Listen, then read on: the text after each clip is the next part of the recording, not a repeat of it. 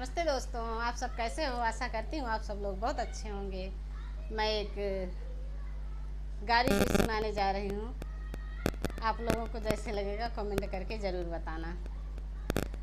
अरिया अरिया बोए चमरैया, बिचावा में बोए सरसैया की हाजी। अरिया अरिया बोए चमरैया, बिचवा में बोए सरसैया की हाजी।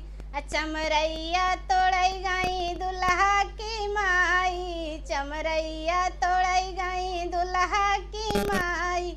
ओ नहु गिरी है बिछलाई की हाजी, चमरैया तोड़ई गई दुल्हा की माई।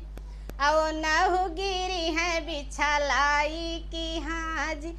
देखत रहले दुल्हन के पापा, देखत रहले दुल्हन के पापा। झट से ले हैं उठाई की हाजी, झट से ले हैं उठाई की हाजी।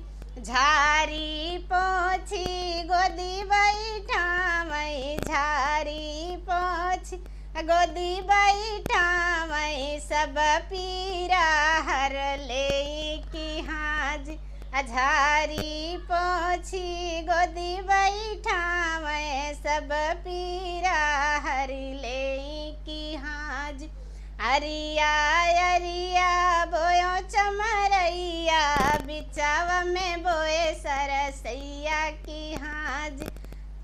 अरिया अरिया बोयो चमरैया, बिचावा में बोए सरसैया की हाजी। चमरैया तोड़ई गई दुल्हा की चाची, ओ नहु गिरे बिछलाई की हाजी।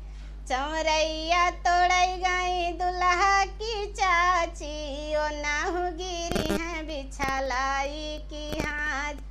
देखत रहले दुल्हन के चाचा, देखत रहले दुल्हन के चाचा। झट से ले हैं उठाई की हाज, झट से ले हैं उठाई की हाज। झारी पोछी गोदी बैठावे, झारी पोछ गोदी बैठावे। सब पीरा हरी ले की हाजी, झारी पोछी गोदी बैठावे। सब पीरा हरी ले की हाज।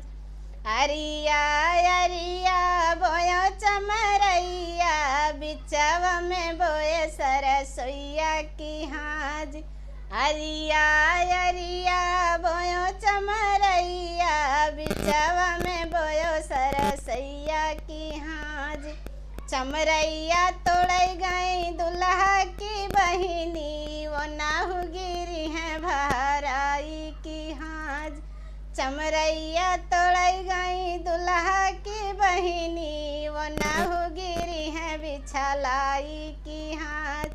देखत रहले दुल्हन के भैया, देखत रहले दुल्हन के भैया। झट से ले हैं उठाई की हाज।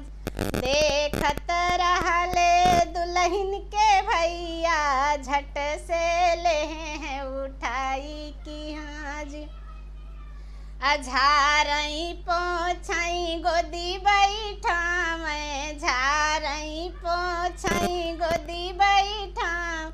सारी दर्द हर ले की हाजी, झारी पोछी गोदी बैठावे। सब पीरा हर ले की हाजी।